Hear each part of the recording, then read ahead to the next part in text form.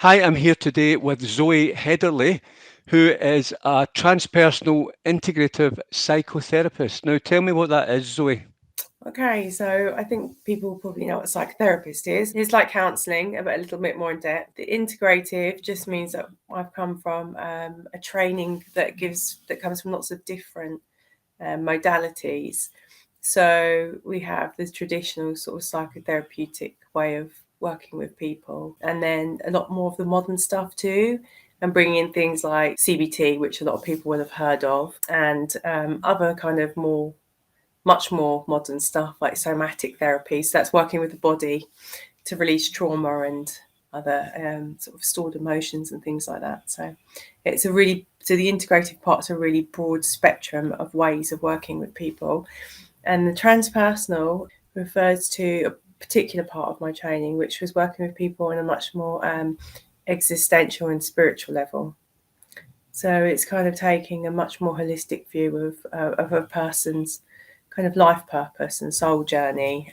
So which not everybody wants to work in that way. It doesn't appeal to all. So I tend to just see, what the client wants and go with that really.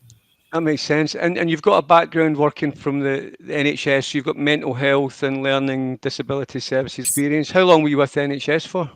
Well, I've been dipping in and out of the NHS ever since I took my first job, my first full-time job after I'd finished my A levels, and that was in a residential unit for adults with learning disabilities. And sort of behavioural difficulties. So I started in the NHS, and then I've just dipped in and out. I trained as a mental health nurse, and so I've worked in residential units. I've spent a small amount of time on acute wards, not so much, and more recently worked in a psychiatric department. And so it's just been a kind of in and out of different services for most of my adult life, apart from the time I worked in schools for about 7 years. Right. Special with children with special needs and pupil A- referral And, unit. and do parents come to you to help them with their kids? And you obviously get parents and adults as well, but do you get a lot of people coming to you to sort of do some work and coach the kids?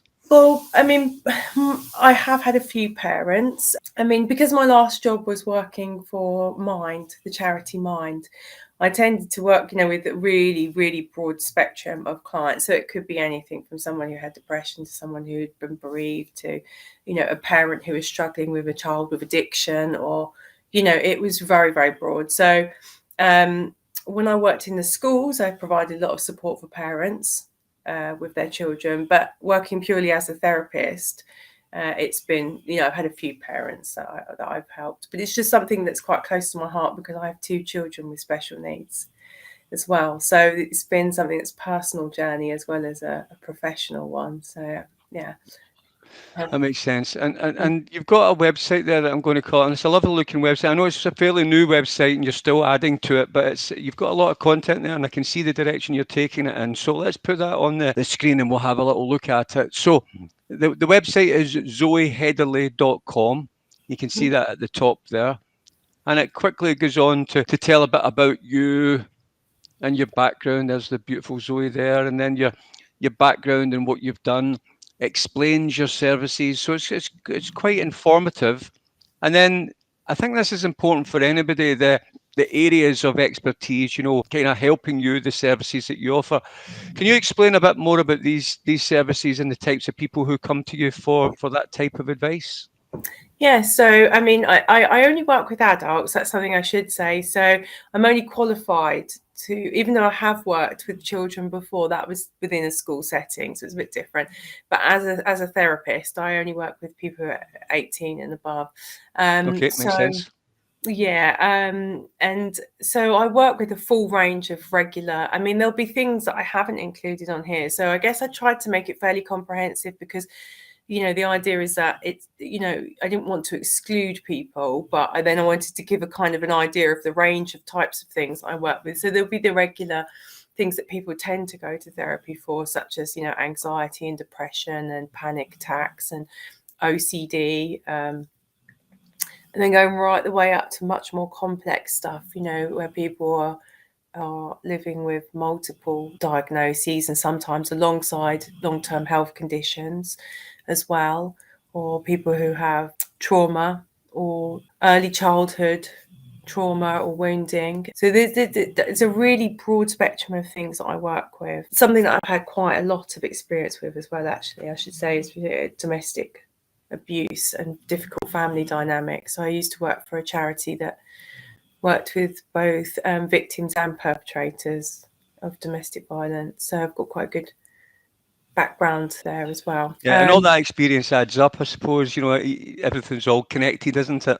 It is actually, it really is. And what you tend to find is that, the same sorts of types of emotional challenges come up for people. So even though everybody's circumstances are unique, there will be commonalities, there will be common themes that I typically see. So, if what I tend to say is if somebody comes to me for an assessment, I'll be very honest about whether I think I'm the right person for them or not, because there's no good for me either if I take on a client that I can't work with. So I'm very, very honest with people. If I think I know somebody who would be better suited, I'll say, I don't think I'm the right therapist for you.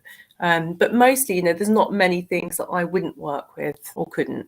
So, I've put down there's some areas of specialism there. That just tends to be the things that I've had a little bit more experience in, whether that's kind of academic training or vocational experience or personal. And the therapeutic methods that you use, that's how you solve the problems. And you've got quite a good strike rate, I imagine, of getting results for people. But what would be the sort of popular therapies there that you would use? Well, so the most common ones are the short-term therapy and psychotherapy and CBT. So CBT is what's used quite frequently in the NHS. So as a method of working with something like anxiety or depression or something, well, not so much depression, but possibly anxiety or panic attacks. It's quite a good way of structuring a fairly quick response to helping somebody dealing with something that's that's causing them a disruption to their everyday life. It doesn't tend to be so good for solving things in the longer term. So that's that's where counselling or psychotherapy is better. So sometimes what you find is you can working with CBT is a little bit like treating the symptoms. So it's very good for symptom management. And sometimes that's just what somebody needs. They just need to get on top of the symptoms. And sometimes that's all a person wants as well. Sometimes they don't want deep therapy. They don't want to talk about, things deeply. So and that's fine. If we really, really want to get underneath why is this happening? Why is this showing up? And you really want to kind of eradicate the causes of why these things happen, then that's when getting really psychotherapy is the better thing. It's the deeper way of working, and it gets to the root. It's a bit like if you were looking at a physical illness, you can treat the symptoms or you can treat the cause of it. If you really want to eradicate something, it's better to get underneath it. And you do these sessions. Obviously, the world's changed, and with the lockdowns and all the things. We're in a high tech world now, and people are all energy, and they're all connected. Anyway, you do a lot by Zoom, phone, Skype, that type of thing. Is that right? It's all your business is done that way now? It is at the moment. I'm working on developing a therapy room, but until that's completed, I'm just working online at the moment. But it works surprisingly well. So when we went into our first lockdown, I was still working full mind, and we moved all of our clients over onto telephone and then Zoom very, very quickly. And as therapists, we were so reluctant to do that because it's so ingrained that you sit opposite somebody and that you connect with them physically and you're really present, and that that part of a big part of working therapeutically is the rapport that you build with that person. And a lot of that is just noticing their reactions to something you say, or little changes in their physiology or something that you pick up. And so as therapists, we're all incredibly resistant to going online, but actually it works really, really well. And what I found is that some clients actually like the privacy of They maybe open up more. You find that they can open up more? They feel a bit more at ease? Yeah, for some people that works really, really well. And for people who actually want to see Zoom, actually, you don't really miss. You do see what's happening with the client. You still pick it up and the rapport still builds.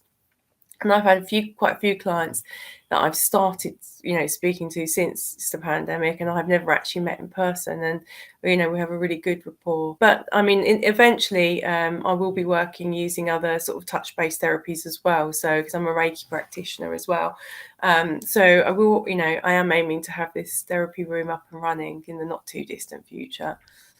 Yeah, that's great. And you've got some other great things. They can book a session with you online, so it's quite easy to pick up the phone or email you, get in touch, get yourself booked in for that Zoom session. You've also been kind enough to put up some free resources on the website as well, so that people can maybe download some things or visit some recommended sites as well. So there's a wealth of information there, Zoe. I wanted to, I was hoping to leave something that people could, just dip in and out of. And some of it's quite fun as well. I've put on there, there's a personality test that a lot of people probably be familiar with that's used in, sort of occupational psychology quite frequently, which is the Myers-Briggs. And there's a link on there that people can just go and do the test and then read all about themselves and their personality types. It's quite fun. So there's, there's a few different bits on there, and there's sort of build your self-esteem page and just little bits and pieces. I'll dip into there later.